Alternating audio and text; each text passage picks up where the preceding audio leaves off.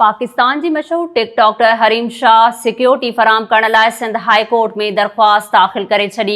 SS news जे reporter Shahid Core i Mujib Hareem Shah पंहिंजे मुड़ुस बिलाल शाह सां गॾु सिंध हाई कोर्ट पहुची वई।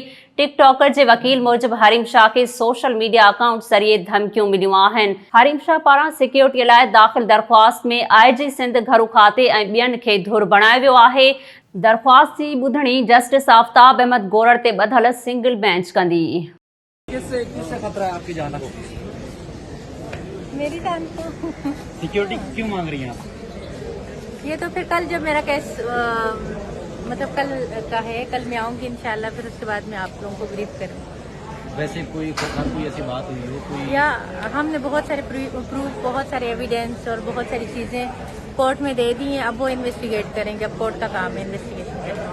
अच्छा, आप तो पाकिस्तान से वैसे शिफ्ट हो रही हैं तो फिर यहाँ? नहीं, मैं शिफ्ट हो चुकी हूँ ऑलरेडी। तो फिर यहाँ की सिक्योरिटी चाहिए? मुझे टेम्परेरी तो हूँ ना। या परमिट की नहीं है, लेकिन टेम्परेरी कुछ दिनों के लिए तो हूँ ना।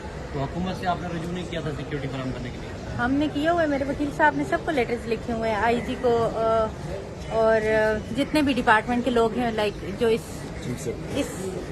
लाइक जितने भी मुंसलिक हैं उसके साथ।